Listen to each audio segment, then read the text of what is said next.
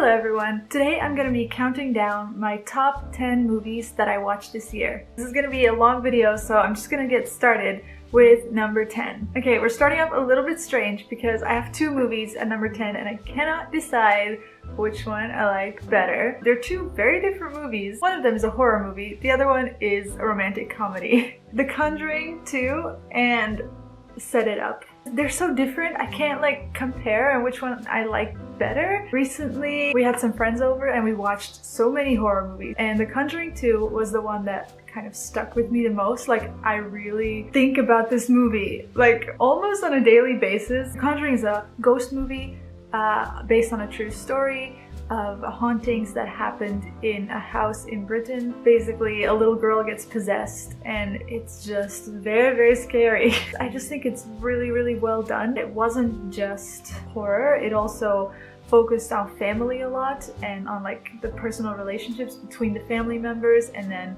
the two paranormal detectives as well. Like, it tugged on your heartstrings a lot as well, which makes everything so much more intense, and so that's why I liked it a lot better. Set It Up, on the other hand, is I watched it quite a while ago. It did everything that a romantic comedy should do, which is like make you feel all warm and fuzzy inside, but like also make you cry and make you laugh. Like, it did everything it needed to do. Set It Up is a story about a boy and a girl who work in the same building but different companies, and their bosses are really just terrible to them. They start to work together to set up their bosses romantically, and stuff happens. And I don't know, it went a lot deeper than I thought it was going to go. So I really liked it. It was like more than your average romantic comedy. To me anyways, I thought it was really, really good. And I loved the actors. I thought like the chemistry was just so good. Yeah, if I had to recommend someone a romantic comedy, Set It Up is like high on the list. It's a really good movie. So sorry about that. Number 10 was a little bit, yeah, I couldn't choose, okay? I couldn't choose. Coming in at number 9 is a movie that came out, I believe, last year, but I didn't have a chance to watch it in theaters, and I finally watched it this year on Netflix, and that is Wonder Woman. I'm not a big superhero movie fan. Well, I'm not a Marvel fan. I feel like I've just pushed away any audience I had because everybody loves Marvel. I can't get into it. I tried, and so I didn't watch Wonder Woman. But then I did one night on Netflix and it was great. It was different. It had a very different vibe. It's so hard to explain the plot. Let me just read it to you. When a pilot crashes and tells of conflict in the outside world, Diana, an Amazonian warrior in training, leaves home to fight a war, discovering her full powers and true destiny. I think that's a good way to explain it, like short. So yeah, she lives on the island, the pilot comes in, says there's war and they need her help. Even though all the other Amazonian women ladies tell her not to go, she goes because she feels like it's her, like she has to help them.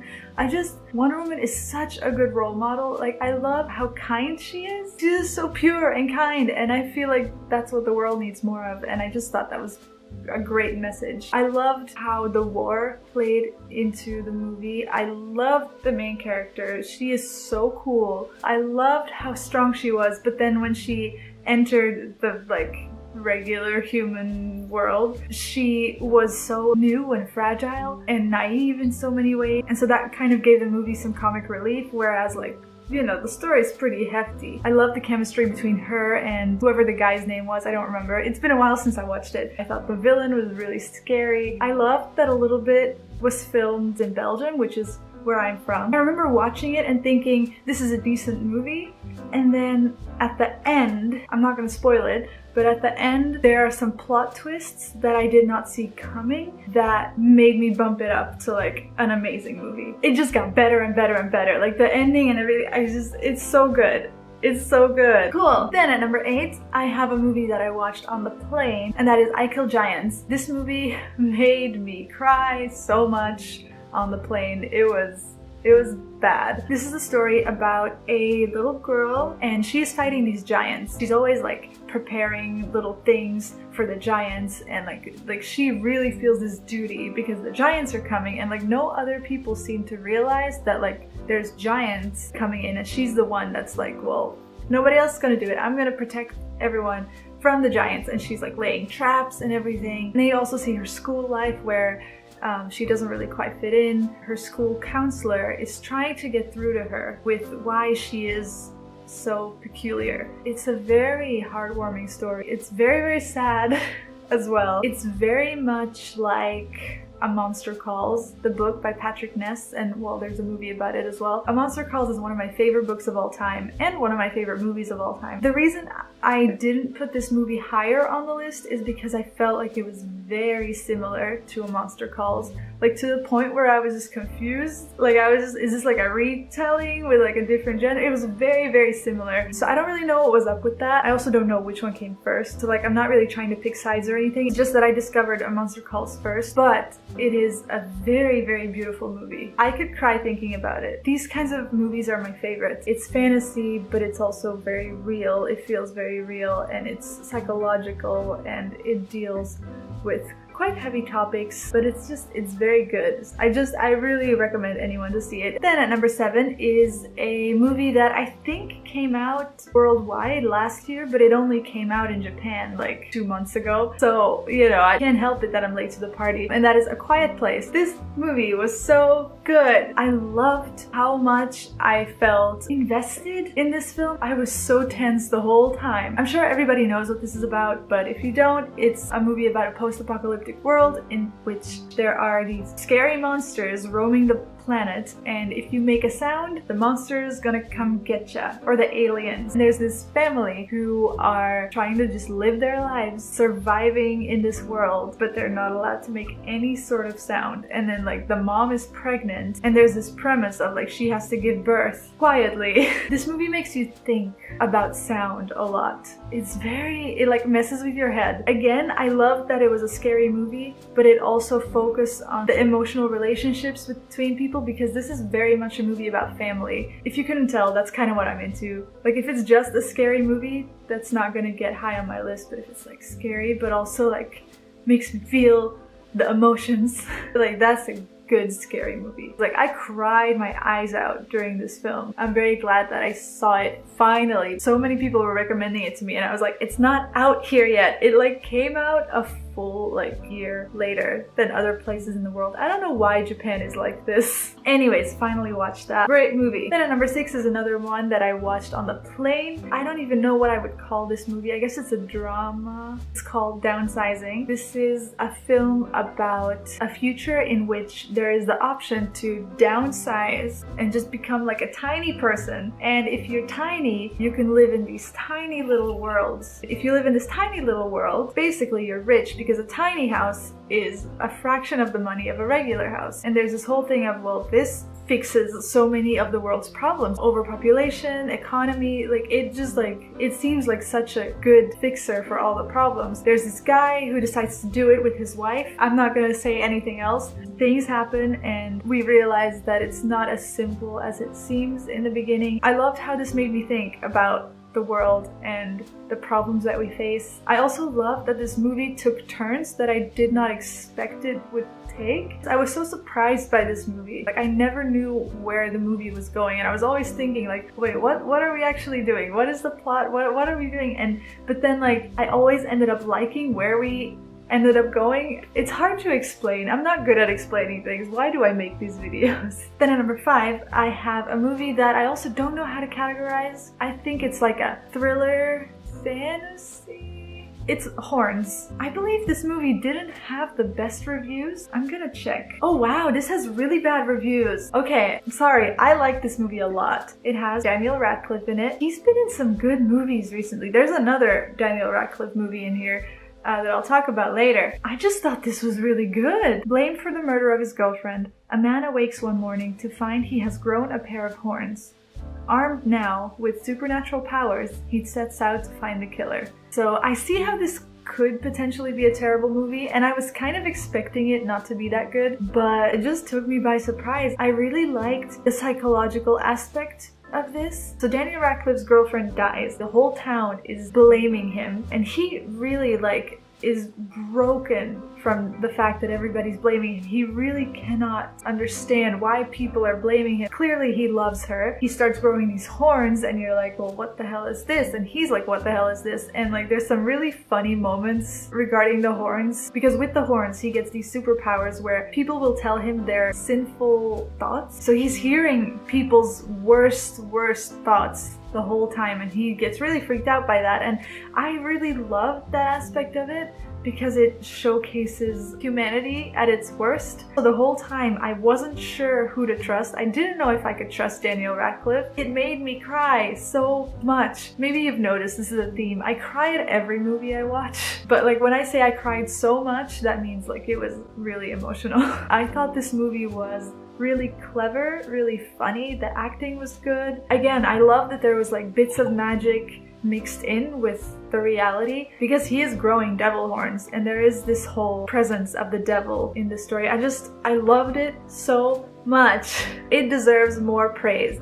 Please, if you haven't watched it, just watch it. If you don't like it, that's fine, but I loved it. Then coming in at number 4 is a little bit something different. It is Love, Simon. Last week I made a top 10 book video of the year in which Simon vs. the Homo sapiens was one of the books that I liked a lot. And this year the movie of that book came out and I thought the movie was better than the book. And that never happens. If you don't know, Love, Simon is based on the book Simon vs. the Homo sapiens Agenda. It's a story about a boy in high school who is gay and hasn't come out yet, and he finds out through an online message board that someone else in his school is gay, and he starts messaging this other person and he falls in love with this other person, but he doesn't know who in his school it is. And it's kind of like the search for this person while also kind of coming to terms with his own sexuality. I just loved this movie so much. I thought it did the book justice, but it did even more with it. Like it fixed some of the problems that I had with the book. I loved all the casting choices. I thought it was so sweet. To me, it's the perfect high school movie. It's got that atmosphere of like that cozy, tight-knit group, high school relationships, high school romance, high school drama, but done so like heartwarmingly. I don't know how to explain it. I just felt all warm and fuzzy inside when I watched this movie. And I thought, yeah, the emotional parts were done right, which, you know, I was worried about at first, but like this movie went above and beyond. I just think it's a very important movie and I think it's really brilliantly done. I recommend it. Then we get into the top 3. At number 3, I have Okja, which is a Korean movie about... How would I explain this plot? Basically, there's a new company who is producing a new type of pig, kind of a super pig, in order for the meat industry to thrive more. They send these prototypes of pigs to certain parts of the world, to different farmers, to see which farmer can breed the most beautiful, biggest, best super pig for the best meat. And in the mountains of South Korea somewhere, there's this farmer with his granddaughter, and they end up breeding this big, beautiful super pig. And the little girl and the pig are like best friends. She named the pig Okja. The pig is their pet. Pigs are loyal. Pigs are very, very clever as well.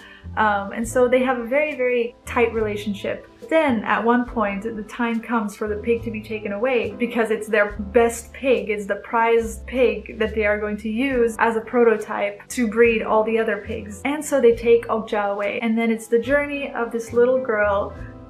I'm getting emotional.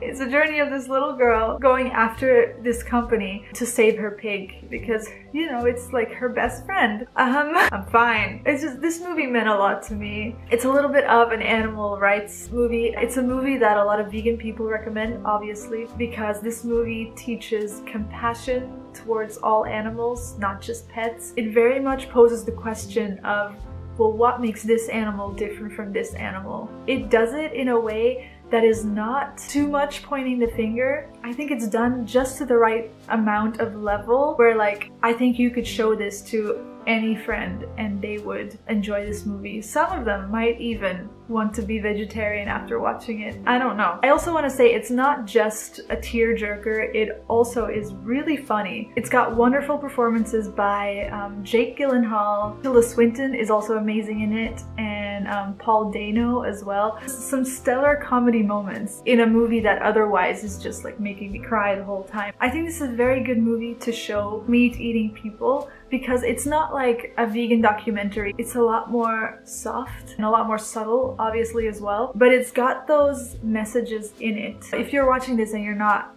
vegan or vegetarian or you don't care about that stuff, it's still a really, really good movie. I hope I explained that well.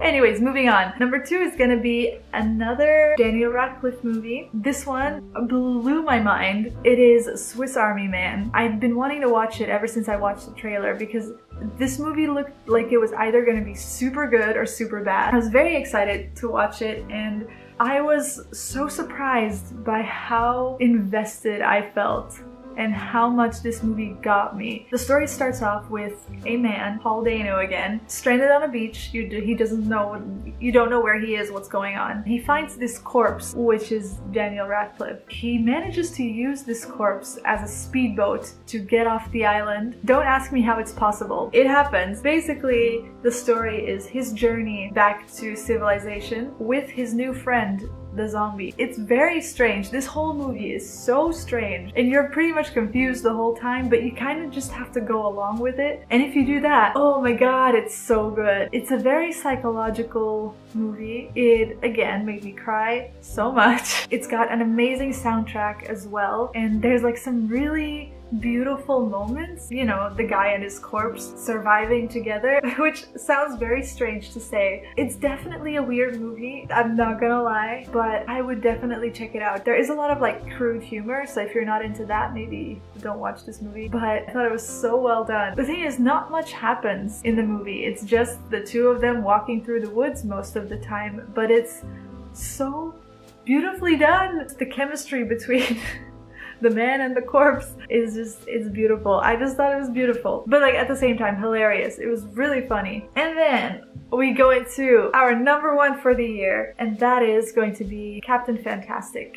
This film, oh, it broke me down. I really randomly watched it and I was not okay. It's got Viggo Mortensen in it. He does a wonderful job. It's about a mom and a dad who raise their kids in the woods, away from society. They have a very alternative way of thinking, an alternative way of living. They are homeschooling their kids by letting them read books and teaching them how to think critically. They're also training them physically by like going running every day, and like they're really committed to raising their children their way. The story leaves us where the wife has passed away. Viggo Mortensen and his many kids in the woods have to go to the funeral because there's going to be this funeral in the real world. Obviously, the kids want to see their mother. They kind of have to venture out into the real world for the first time. So they take this road trip, and it's very much about like how the man is raising his children, whether it's okay that he's doing this or not, because his children are very, very smart. They are very good at debating, and they are very clever, and they are very strong. But there's this question of like, is what he's doing okay? Is this healthy for the children? And I think that's a very interesting question. I really, really liked all the characters. There's this whole bunch of kids, but they all really have their own character and they all have their own story. And I love the chemistry between the children and their dad. As a family, it really kind of reminded me of my own dad. I think this whole movie, Viggo Mortensen reminded me of my own dad. I feel like my dad would have raised me in the woods if he could. Maybe because this movie reminded me of my dad so much is like why it resonated with me so much. It really made me feel lots of things, and oh, I'm getting emotional again. I don't know, I love movies about family, and this was a beautiful movie about family. That's why it's my number 1. So yeah, I think that's gonna be it. Those are my favorite movies that I watched this year. Let me know what your favorite movies of the year were, if you had any. I've told myself I want to watch like at least 2 new movies every month. Wow, this was a long video again. Okay, I think that's gonna be all for today. I hope you enjoyed the video. If you did, give it a like and subscribe if you'd like to. And as always, I hope you have a wonderful day, and I will see you in the next video. Goodbye. Ugh.